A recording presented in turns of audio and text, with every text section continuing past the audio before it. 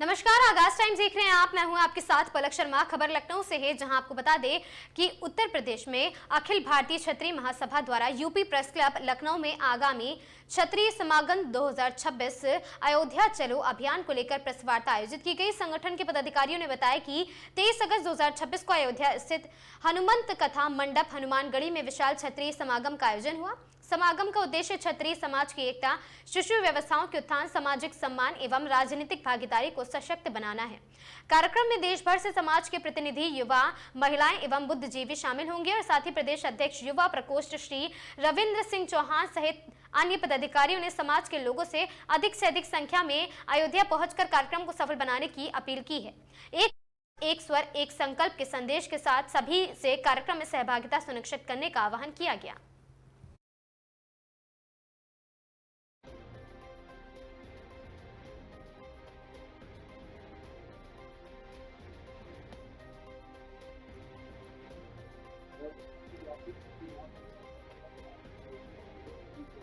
हाँ,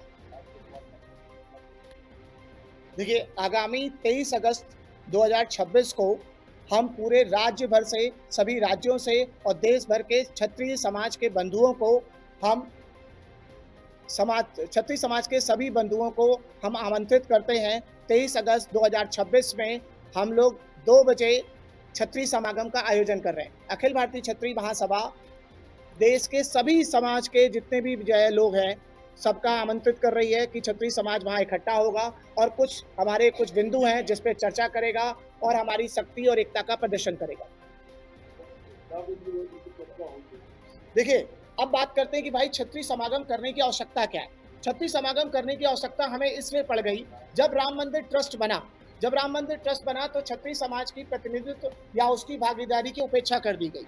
हमने इसका कोई बहुत ज़्यादा बड़ा विरोध नहीं किया, समाज के लोग शांत रहे, ठीक है कोई बात नहीं, जल्दीबाजी बना। हम इतना स्वयं आनंदित थे कि ठीक है, राम मंदिर इतने 500 वर्ष की तपस्या के बाद बना है, तो हम उसमें उतना ज़्यादा विरोध हम नहीं किए। लेकिन जब चंदे चोरी और दान के चोरी की बात आने लग गई, तो अब क्षत्रिय समाज चुप नहीं बैठेगा, क्षत्रिय समाज इकट्ठा होगा और हजारों की संख्या में 23 अगस्त को अयोध्या में क्षत्रिय समाज इकट्ठा होके इस बात पे आह्वान करेगा कि राम मंदिर ट्रस्ट में क्षत्रिय समाज की भी भागीदारी सुनिश्चित की जाए। दूसरी बड़ी बात यह है कि केवल क्षत्रिय समाज की भागीदारी की बात नहीं है, हमारे क्षत्रिय समाज के साथ और भी कई इस तरह के षड्यंत्र किए जाते हैं जो वोट बैंक को पोलराइज करने के लिए यूज कर लिया जाता है। जब चुनाव का समय आता है, ये राजनेता हमारे क्षत्रिय समाज के नेताओं या हमारे आराध्यों के खिलाफ ऐसे अपशब्द बोलते हैं, जिससे जब राजपूत समाज विरोध पे आता है तो ये वोट बैंक का उसका फायदा उठाने का षड्यंत्र करते हैं। तो जितने भी राजनेता हैं, क्षत्रिय समाज हजारों की संख्या में एकत्रित होकर उनको सीधी चेतावनी उस दिन देगा कि अब कोई भी राजनेता वोट बैंक की पोलराइजेशन के चक्कर में कभी भी हमारे राजपूत समाज के किसी भी आराध्य और किसी भी पूर्वज के खिलाफ कोई भी अपशब्द टिप्पणी करेगा, तो हम भी उसका अपमानजनक भाषा में ही बात करेंगे, अपमानजनक तरीके से ही उसके साथ व्यवहार करेंगे, उतना ही उसको जवाब मिलेगा। और ये तरीका अब पूरी तरह से बंद होना चाहिए। इस चीज को पूरी तरह से क्षत्रिय समाज एक साथ होकर राम मंदिर के पास इसकी निषेधाज्ञा करता है कि कोई भी नेता इस चीज को अब उपयोग में नहीं लेगा। हमारे किसी भी आराध्य, हमारे पूर्वज के खिलाफ कभी कोई राणा सांगा के बारे में बोल देता है, कोई महाराणा प्रताप के बारे में बोल देता है, कोई पृथ्वीराज चौहान के बारे में बोलता है, जब जिसके मन में आता है कुछ भी बोल देता है। और जब हम उसका विरोध करते हैं तो कहते हैं हम उपद्रव कर रहे हैं। आप हमारे पूर्वज के बारे में, हमारे बाप दादा के बारे में बोलेंगे, हम छोड़ देंगे।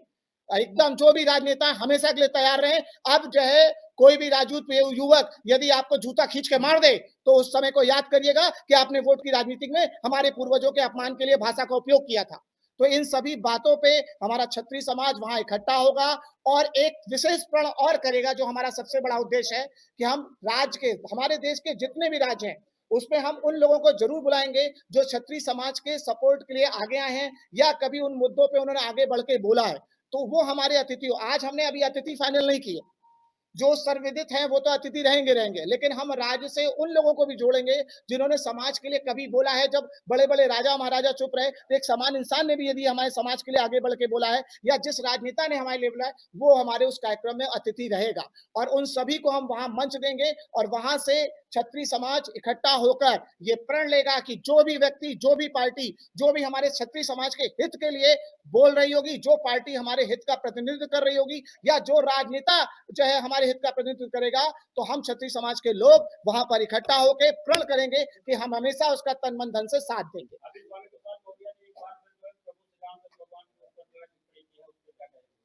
इनका तो इतिहास ही रहा है। पिछले मेरे ख्याल से भैया 5-10 सालों 4-5 सालों से इन्होंने तो एक एजेंडा ही बना रखा है कि हमारे आराध्यों के खिलाफ बोलो, और हमारे आराध्यों के खिलाफ बोलने के बाद जब हमारे में आक्रोश पैदा हो तो उसको अपने जो है समाज के नेता बनने के रूप में उसका उपयोग कर लो। तो इनको इसको समझना पड़ेगा कि वो संवैधानिक तरीके से समझे, तो समझे, बहुत अच्छी बात है। नहीं कभी उनके साथ असंवैधानिक तरीके से हो जाए तब ये संविधान की गवाही ना देने जाए।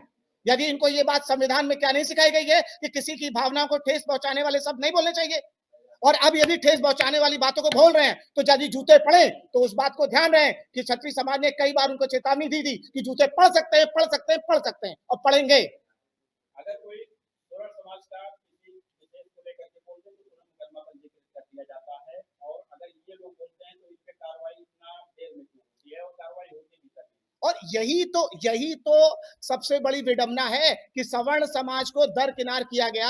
भैया हमारे साथ बैठे हैं करणी सेना के, जो है इन्होंने यूजीसी के मुद्दे पे इतना बड़ा आंदोलन किया, सारी चीजें की। हम सारे समाज के लोग आते हैं, इसीलिए हमें आना पड़ता है कि सवर्ण समाज को एक तरह से दरकिनार हर तरीके से संविधान के नाम पे किया जा रहा है। इसका क्या मतलब है? क्या बात करते हैं समानता की और सवर्ण समाज को एक किनारे कर देते हैं? ये किस तरह की समानता है? केवल एक वर्ग की व्यवस्था को, एक वर्ग के अधिकारों को सुनिश्चित और सुरक्षित करने का प्रयास करना और दूसरे वर्ग के अधिकारों के बारे में आप जो है निग्लेक्ट कर देना, तो ये क्या किस तरह की समानता है? तो इन्हीं सब समानताओं से ये आक्रोश बढ़ता जा रहा है। तो इसलिए अब जो है क्षत्रिय समाज पूरी तरह से एकत्रित हो रहा है, और जब ये दान में चोरी हो, इस तरह की बातें आई, तो अब जो है राम काज कीनो बिना मोहि कहां विश्राम। अब जो है क्षत्रिय समाज 23 अगस्त को क्षत्रिय समागम में हजारों की संख्या में इकट्ठित होगा और प्रण लेगा कि अब क्षत्रिय समाज पूरी तरह से एकजुट रहेगा, और इस तरह से जो भी असंवैधानिक तरीके से चीजें करते हैं तो उनको हम असंवैधानिक तरीके से बात करेंगे। क्योंकि यदि आप हमारे पूर्वजों और हमारे आराध्यों के खिलाफ बोलते हैं तो आपने खुद असंवैधानिक कर दिया, तो आपको जवाब भी हम असंवैधानिक देंगे। ये एकदम ये सभी राजनेताओं को खुली चेतावनी है कि भैया इस चीज से बाज आए। हर चीज की समय सीमा होती है। पिछले 3-4 सालों से देख रहा हूं, जब भी कुछ ऐसी बात आती है, कोई ना कोई नेता आता है अपने क्षेत्र में वोट बैंक पोलराइज करने के लिए। हम राजपूतों को मेरे ख्याल से अब मां बहन की गाली तक उतर जाता है। कितने को तो हम लोगों ने घेरा है, तो फिर जो है लिखित माफी मांग ले। पहले आप बोल के हमारे आक्रोश को जिताओ, फिर एक माफी मांग लो, कब तक चलेगा? अब आप अपमान करोगे तो अपमान का बदला आपको अपमान से मिलेगा, ये निश्चिंत है, मान लें।